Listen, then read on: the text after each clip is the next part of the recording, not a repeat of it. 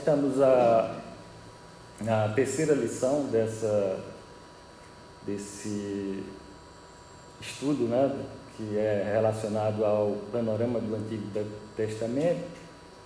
E hoje nós vamos estudar um pouco mais de forma detida o tempo do povo de Deus no Egito. A Zambelli, inclusive, na semana passada, enfatizou em cima desse slide qual o propósito digamos, o que esse panorama do Antigo Testamento vai nos mostrar, né? Que é o Antigo Testamento, ele mostra o registro da revelação do plano redentor de Deus através da história da nação israelita, da qual viria o Messias, o Salvador. E enfatizar isso é muito importante, porque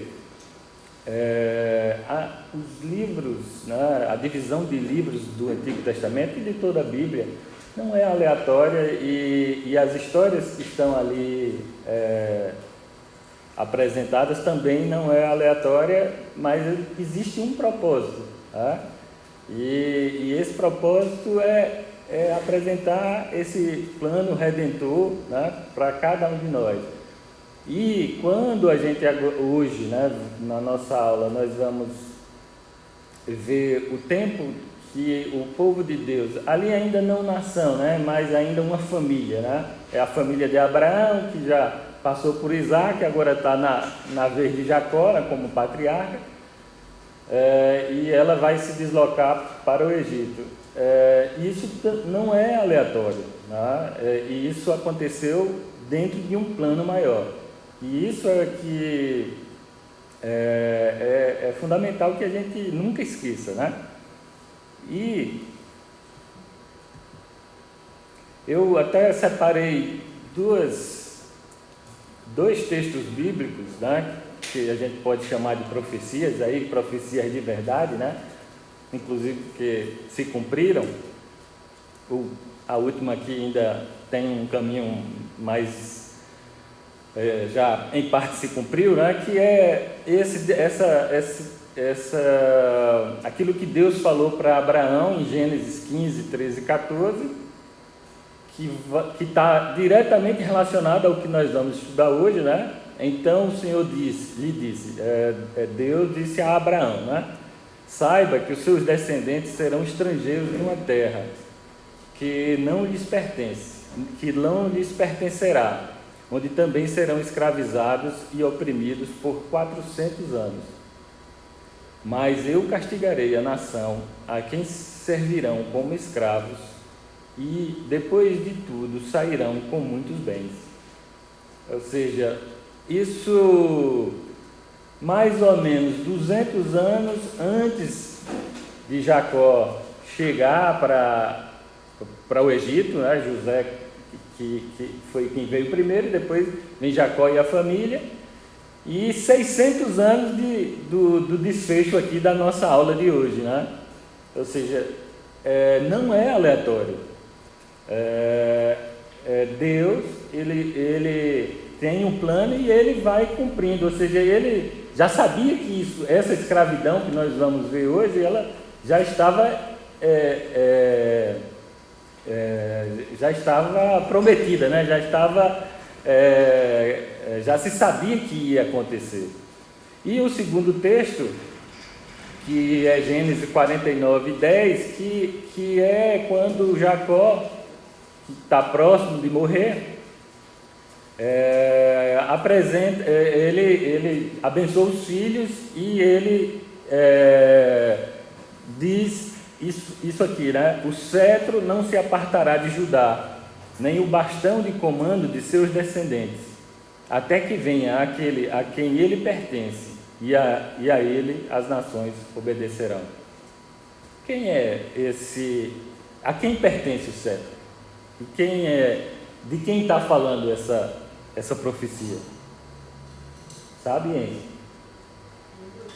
Muito bem, é isso aí, de Jesus. Ou seja, isso cerca de 1.800 anos, né, antes do próprio Jesus vir.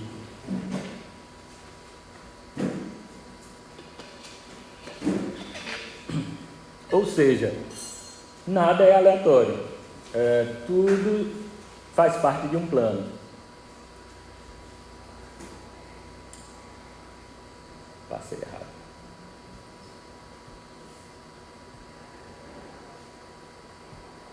Aqui nós já vimos, desde a primeira aula com Abednego, né, e na semana passada reforçado por Zambelli, aqui é o panorama da nossa jornada, né, desse estudo que está sendo feito do Antigo Testamento. Então, a primeira aula foi sobre as origens, segunda aula sobre os patriarcas. Hoje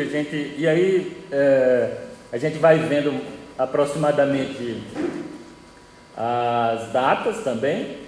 Hoje nós vamos falar sobre o tempo do povo de Deus, né, dentro do plano de Deus, para a vinda do Messias no Egito, depois, semana que vem, deserto, e aí sucessivamente. Então, isso aqui nós já vimos detalhadamente.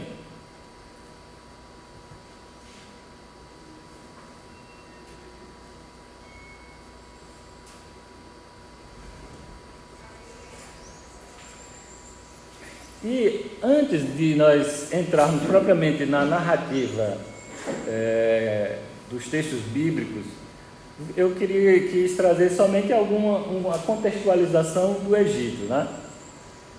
Acho que para todos nós o Egito ele não é, digamos, uma nação ou algumas características do Egito é desconhecida. Acho que praticamente para ninguém na humanidade, a não ser aqueles povos muito isolados que não têm. Por quê? Porque faz parte da história da humanidade, né? E foi uma das grandes potências da antiguidade. E o Egito tem uma contribuição para a humanidade, o Egito como povo e como nação, né, que não pode ser desconsiderado, né, seja na arquitetura, né, a especialidade ali de Raquel, seja nas artes, na agricultura, na literatura, em ciências e na própria religião, né?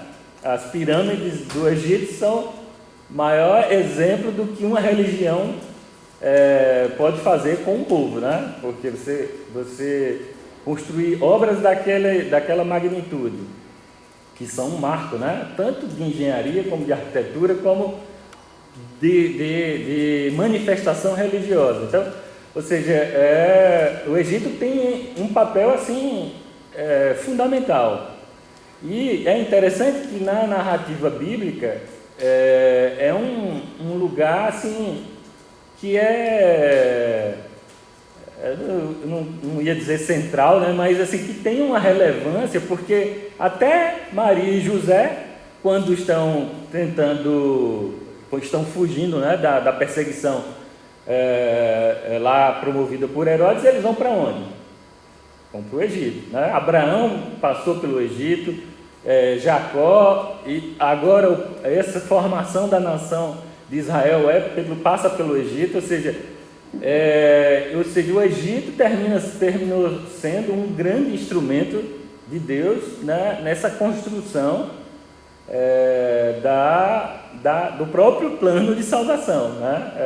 Ou seja, nada escapa a esse controle de Deus, e assim, evidentemente outras nações vão ser, mas o Egito tem esse papel, né, que tem um papel de certa forma positivo, né, que eu estou destacando, mas também tem o outro negativo que a gente vai ver mais na frente.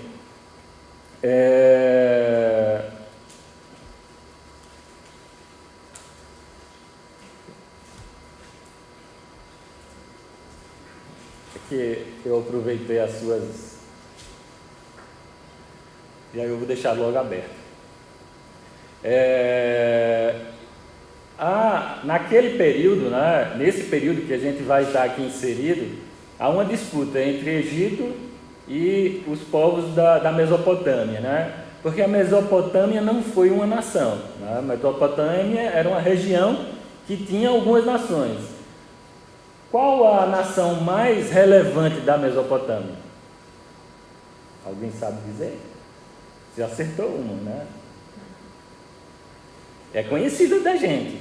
Vai estar também, ter uma relevância na história do povo de Israel. Nem João? Não, depende. Dá um Se chute você aí. quer dizer em termos de marco, talvez o maior seria a Babilônia, né? Mas é essa mesmo. Vai depender da época também, né? Não, mas independente da época, a Babilônia, entre os povos da Mesopotâmia, mais do que persas, do que os medos, do que todos os outros, foi o mais relevante.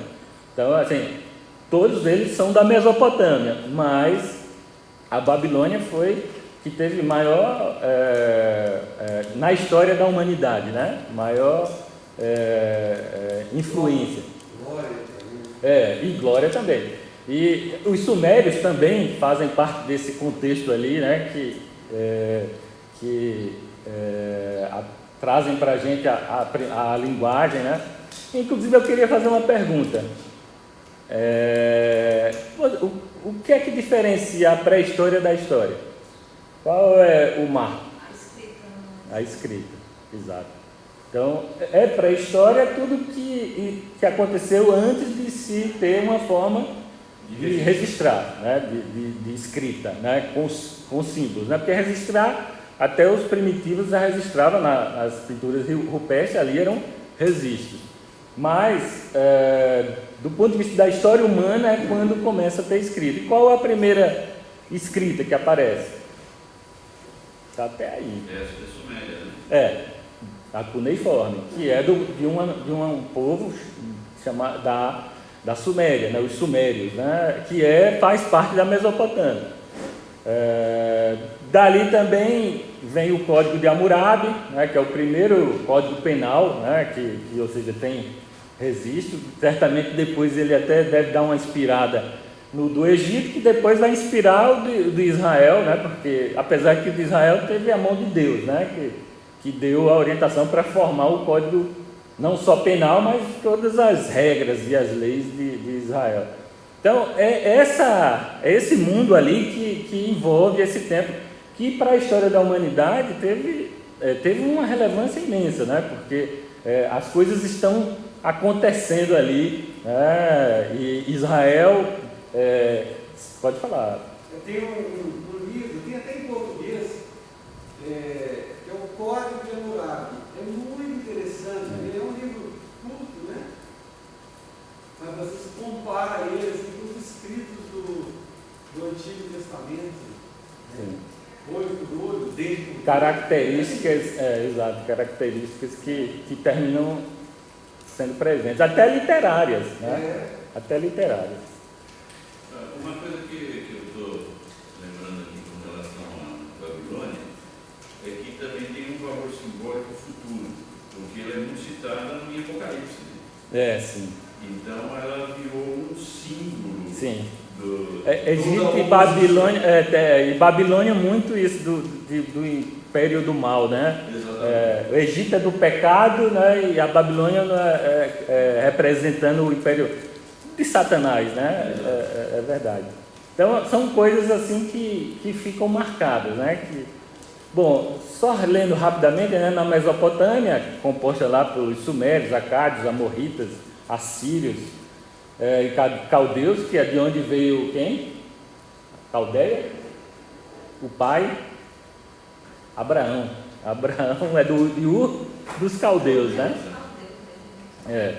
Ali da Mesopotâmia. Surgiu a primeira forma de escrita da humanidade, a escrita cuneiforme, desenvolvida pelos sumérios. Além disso, nessa civilização foi criado um dos primeiros códigos penais de que se tem conhecimento, o Código de Hammurabi, criado por Hammurabi, que foi o rei do primeiro Império Babilônico, porque antes eram tribos, e aí o Egito mesmo ele foi unificado, a gente vai ver aqui.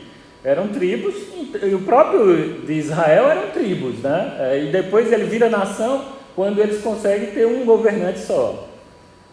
Por volta de 3.500 a.C., surgem dois reinos chamados Baixo Egito, que é o próspero, né? Onde tem a planície lá do Nilo, e o Alto Egito, porque ele é alto, né? De onde até vem o rio Nilo, inclusive tem neve e tudo mais, que é menos, porque é menos habitado até, né? A partir de 3.200 a.C., eles se unificam sob a liderança de Menes, o primeiro faraó da história egípcia. Uma cultura era extremamente voltada para a religião, né? A gente viu pelos marcos que eles têm, que são as grandes obras de arquitetura, de engenharia deles, é religiosa, né? Os egípcios formaram uma civilização governada por uma monarquia teocrática, ou seja, os faraós, eles eram um deus, considerado um deus, né?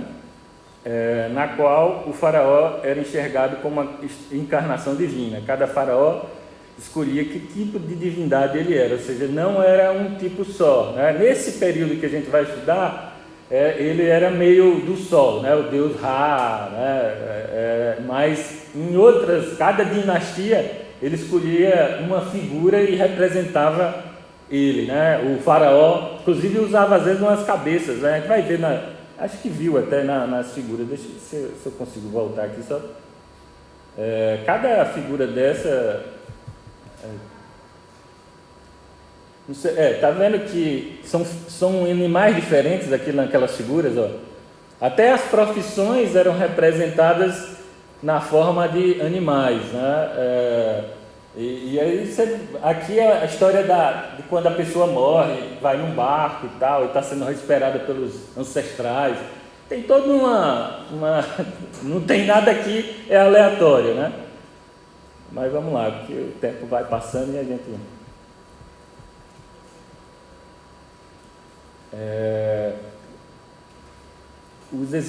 Então, já falei isso. Dessa civilização se destacam a agricultura.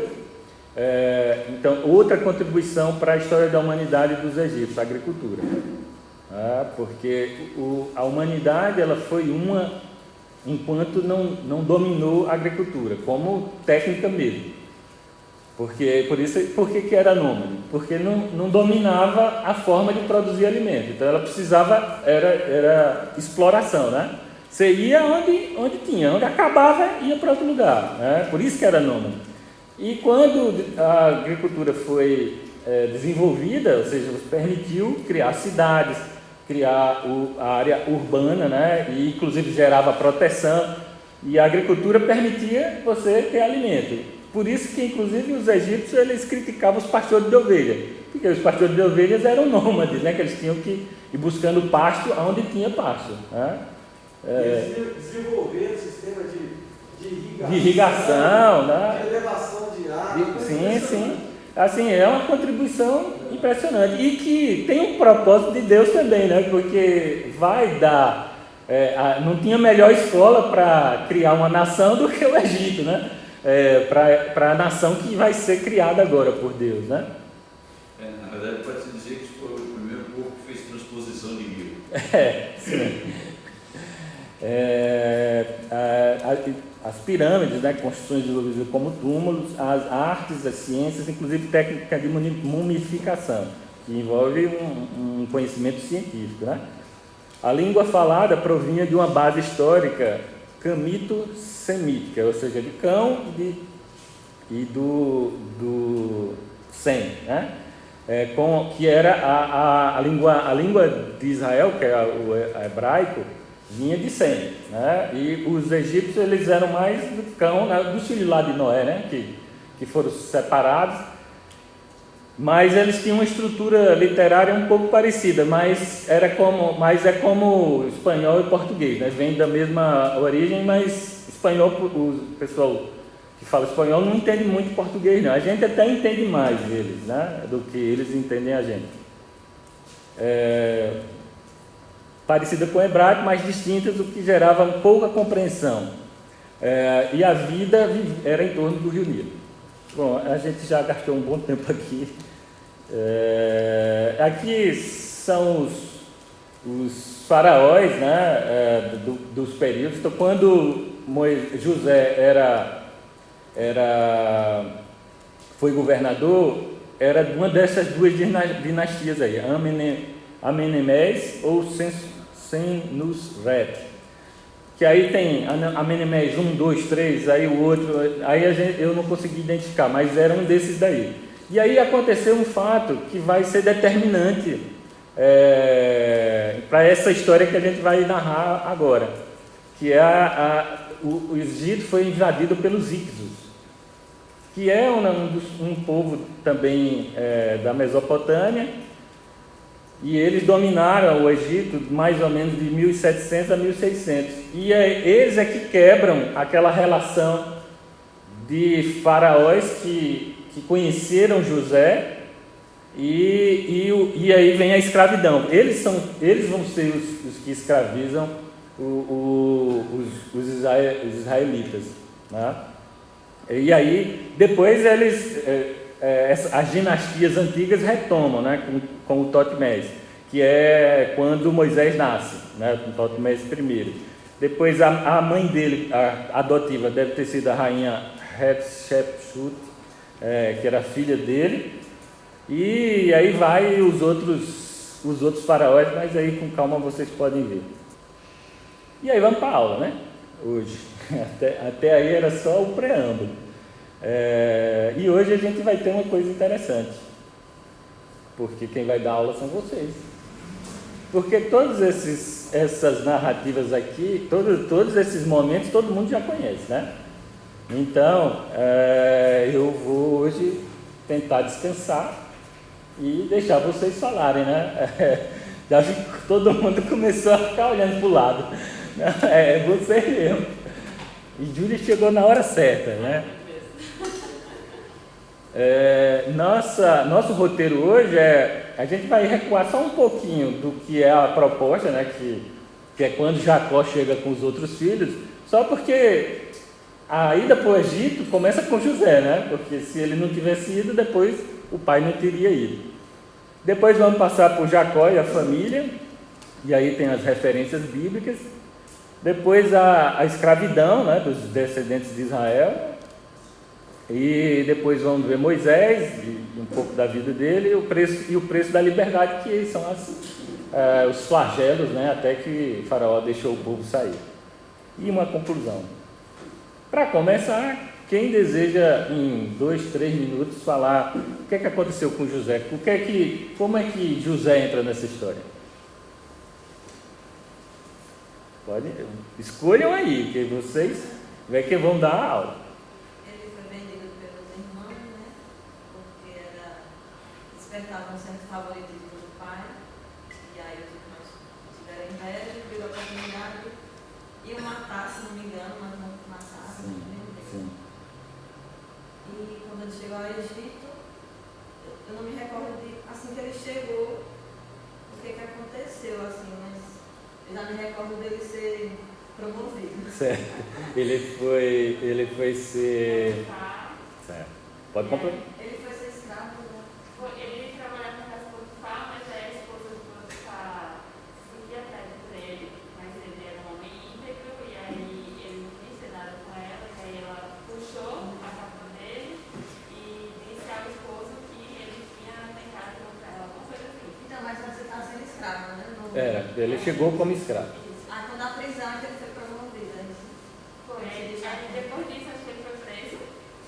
Por causa disso. Por conta disso, e aí passou um tempo na prisão, e aí ele interpretou o sonho do padeiro, do copeiro, alguma coisa assim. E aí depois de muito tempo foi que foi o padeiro que continuou? Aí eu tô também esquecendo. Era um dos dois. Copeiro, né? O copeiro falou dele para o faraó, que também estava tendo outros sonhos, e aí foi quando ele foi chamado do faraó e depois do tempo foi promovido a governador. Ele se destacou em tudo que ele fazia, né? Uma das características dele fazer com muito empenho, né? Muita eficácia em tudo que ele fazia. Eu lembro da pregação do Zambelli, buscar fazer. Em Eclesiastes, né, diz assim, tudo que vier à tua mão para fazer, faz. E ele prosperou nisso, né? Então, glorificar Deus dessa forma, né? Fazendo E ele reconhecia que isso vinha dessa relação dele com Deus, né? Não era somente dele, né? Das habilidades. Alguém da vida de José, alguém quer acrescentar mais alguma coisa? A gente que vai fazer essa aula mesmo. Está toda pronta aqui, mas eu quero ver vocês. A gente sempre olha essa questão de José ser o preferido, mas eu acho que tem um elemento que talvez passe batido, mas eu acho que tinha uma atenção maior por parte dos filhos de Lia, principalmente, né? Porque Lia não era a preferida. Então, era quase como ele e Benjamim fossem realmente os únicos filhos. Então, imagina, acho que a tensão, primeiro porque os filhos de Lia, principalmente, os outros que eram de Raquel. das escravas. Das escravas, né? Talvez nem se considerasse muito, né? Mas esses, principalmente os filhos de Lia, deviam entender que o pai só via realmente os outros, né? E diferente de pensar numa família normal, com uma mulher só. Então, essa tensão devia ser uma tensão muito forte mesmo. Sim. Mas aí, para a gente não fugir do Egito, né? No Egito aconteceu algo mais interessante da vida de José? Hoje está querendo falar ali, hoje está assim. Mas vai falar, não tem aqui. Até Enzo já está pensando que eu acho que eu vou deixar com ele a Moisés. Vai conseguir depois? Ou quer falar de José? Sério, uma coisa interessante na vida de José, ele era um menino mimadinho, meio duro, aí os irmãos dele resolveram botar a fim dele, e naquela ocasião apareceu uma caravana dos ismaelitas e aí ele foi vendido como escravo. Quando ele chega no Egito, ele foi vendido novamente, os ismaelitas venderam para os egípcios. Ele é um escravo que foi vendido duas vezes. E é a forma que essa história do Egito vai começar, né? Quando ele chega no Egito, vendido como escravo, e tudo isso está dentro de um plano de Deus também, né? Então, e ele chegar a ser o governador, o grão-vizir, né? Seria a expressão mais relacionada com o que eles usam lá, né? Está tudo inserido dentro de um plano de Deus. Depois, vocês mataram a história na metade, né, ali, porque aí depois tem uma grande seca, né, que ele é o sonho que ele revela ao faraó, né, dos 7 anos de fartura e 7 anos de seca, e isso provoca depois e a grande sacada, né, o grande gesto que mostrou a competência de José foi estruturar criar uma estratégia para aproveitar os 7 anos de fartura, né, que deu ao Egito. E realmente, se você for ver a história da humanidade, é o grande momento do Império Egípcio, né, que são várias fases, dividido em várias, mas é quando ele mais se expande. Ou seja, José está nessa história e Deus está nessa história, né?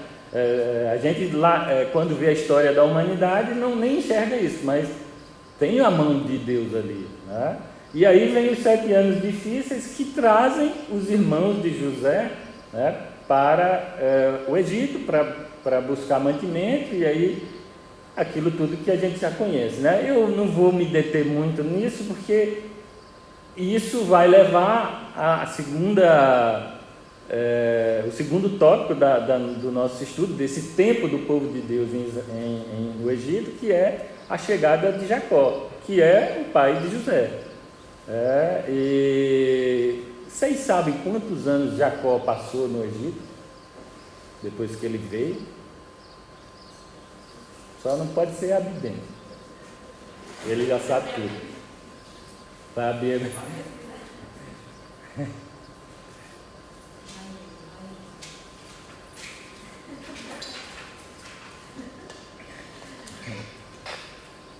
Vai estar lá só no finalzinho, lá 48, 49. 17 anos. 17 anos ele passou no Egito. E é um tempo de prosperidade para essa família, né? Que eles foram bem recebidos pelo faraó, por conta do prestígio de José, e eles ganham uma região para viver, que é Gósen, que é uma região de terras férteis, né? Então eles têm uma... então, aliás, durante todo o tempo que, digamos, José esteve vivo, e um pouco tempo depois, com os seus descendentes, eles tinham prosperidade. Então, a história do povo de Deus, né, que interessa para a gente, né? No Egito começa assim, né? As 1000 maravilhas, né? Igual o casamento, né? Começa tudo bem. E aí a questão é como dar a continuidade com isso. Só mais uma coisa. Pois não. É interessante que essa história, que é uma história bonita, depois que já passou, né? José, ela começa com um período de seca lá em Canaã. Sempre tinha seca lá, né? E o velho Jacó, o paizão, vendo os filhos dele lá, todo mundo olhando para a cara do outro, e fala assim: o que vocês estão olhando para a cara do outro? Vão lá para o Egito, não adianta. Ele tem uma... E veja só, né, que justamente a terra que prosperou foi a que estava dentro de um plano, ou seja, não é a casa, né, que é onde estava o filho dele, né? Porque a seca era seca, né? Mas poderia ter outra nação que tinha onde comprar, mas aonde tinha? Tinha no Egito, e o responsável por aquilo era José, ou seja, é algo dentro de um plano mesmo, né? Divino, né? Não é uma casa.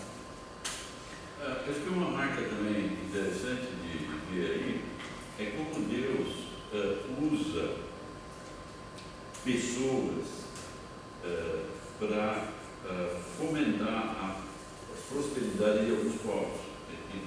José não foi o único exemplo. Sim. Teve Daniel, Elias e outros. Então, essa ingerência da história de Israel, na história mundial, é muito bacana. A Pérsia, né? Quando ela conquista a Babilônia, né? Que era dentro de um plano para poder dar ao povo de Israel o direito de retornar, né? Ou seja, é uma intervenção divina, né? E beneficia aquele povo, aquela nação, mas na verdade o interesse de Deus é outro, né? Mas é verdade, é uma coisa muito presente, né? Alguém consegue... na verdade ele está fazendo esse panorama, depois a gente vai aqui, eu vou passar os slides, e aí a gente vê se faltou alguma coisa. Então, no caso de Jacó, a gente viu lá aquela fala dele, quando ele diz do domínio de Judá sobre os outros irmãos, e da perpetuidade disso, e que o cetro vai ter aquele que é o dono do cetro mesmo, que vai governar para sempre, né? Que é o Jesus, como o próprio disse Enzo aqui. E aí morre Jacó, morre José, passam-se quantos anos? Eles morrem no Egito. Morrem no Egito. Eles não voltaram. Eles são só levados quando Moisés vai com o povo. Não, Jacó foi sepultado, né, na terra junto do pai, dos pais, né? Abraão, Isaac. Inclusive é uma caravana bem impressionante, né? Está escrito lá em Gênesis 49, que eu acho. que o próprio faraó dá carruagens e tal, e eles vão para levar o corpo de Jacó para ser sepultado. José não. José ele vai quando Moisés sair com o povo, né? Mas os restos vão ser levados depois para Canaã.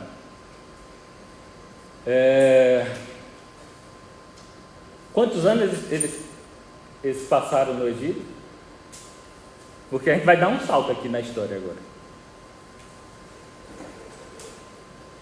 400, mais ou menos, né? 430 o total aí, da chegada de Jacó com os seus filhos, né? Que é o que é considerado o marco da estada do povo de Deus ali no Egito, até eles serem libertados, 430 anos. Mas nesse meio tempo, o que é que acontece? Aquilo que eu falei, o Egito foi invadido pelos Hicsos, mudaram as dinastias, a quem governava, a mentalidade, e eles não conheciam nem um pouco a história de José, e viram que o povo, os israelitas, né, os hebreus, né, como eles chamavam naquela época, estava crescendo muito, e eles tinham algumas habilidades e tal, e eles entenderam, e também eram ligados a dinastias anteriores, né, ou seja, também tinha uma questão política, e aí o que é que eles fazem? Escravizam. E aí é esse cenário que a gente vai realmente mergulhar hoje. E aí, quem quer falar um pouquinho sobre a escravidão dos descendentes de Israel? Como é que era essa escravidão? Começando o Êxodo. Primeiro que eles tiveram estratégias, né, de domínio, além dos trabalhos forçados, a eliminação dos bebês homens, né? E essa foi uma estratégia de diminuir a influência do povo hebreu dentro do Egito. Mas, ao mesmo tempo, fala como Deus opera nisso, porque as mulheres davam a luz antes das parteiras chegarem. Que era para matar. Que era para matar.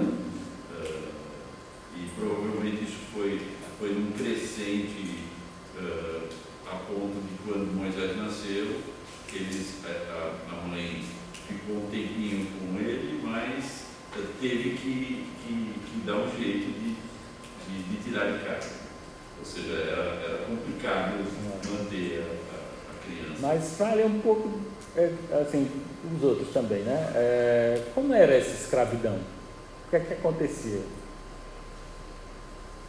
Eles tinham que produzir muitos tijolos, né? Algumas pessoas falam que eles foram escravizados para construir as pirâmides, né? Mas as pirâmides foram construídas bem antes. Quando eles chegaram lá, já tinha aqueles pirâmides de Keops, Keops, Meninos e outras. Né? Mas não deixavam de ter obras desse tipo, né? Só não daquela dimensão. Tem alguma coisa a ver com eles não poderem adorar Deus? Tem essa questão também? Não tem um registro disso, Só em né? Daniel que teve o primeiro. Então era só relacionado Ao trabalho. O registro que a gente tem, né, era o sofrimento, né? Aumentando cada vez mais essa opressão, né?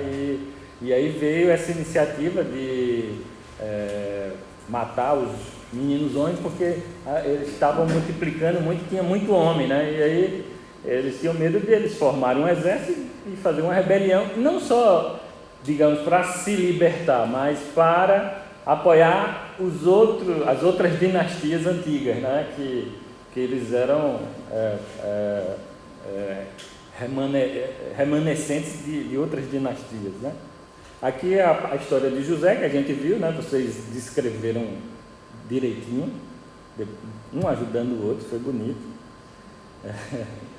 Depois a de Jacó, né? Quando ele chega, Jacó viveu no Egito 17 anos e morreu aos 147 anos. E é aqui onde tem aquele texto, né? Jacó também revelou o papel do destaque que seu filho Judá teria, né? Que Jesus é da tribo de Judá, né? E tudo mais. Jacó foi levado com grande cortejo à terra de Canaã e o sepultaram na caverna do campo de Macpela, perto de Mamre. E José morreu com 110 anos.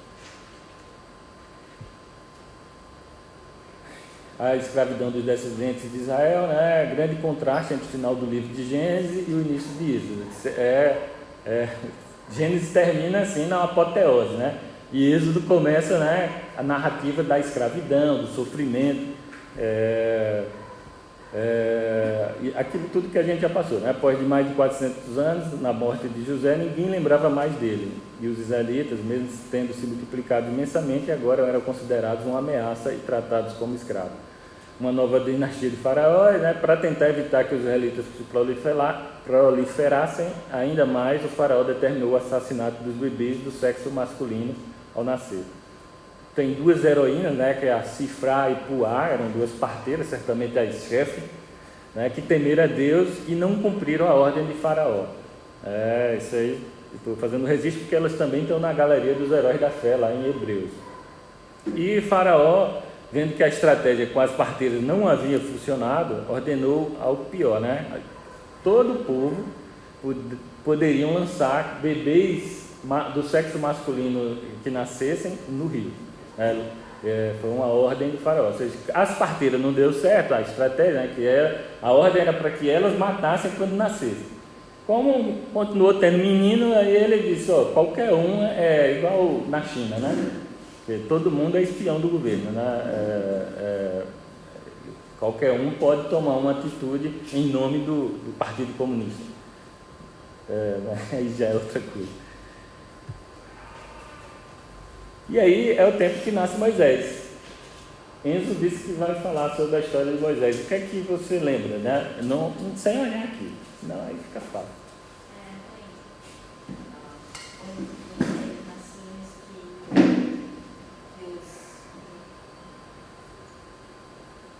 Muito bem, aí vocês conseguiram ouvir, é isso mesmo, né?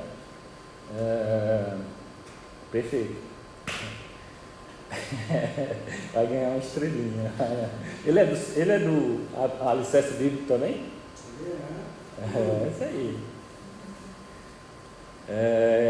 Mas é isso mesmo, né? Nasceu nesse período todo turbulento e a mãe e os dois pais, inclusive, eles ganham o registro na galeria lá dos heróis da fé, o pai e a mãe, porque eles enfrentaram a lei, né? Que poderiam ter entregue Moisés ou não ter tido filhos ou tudo mais.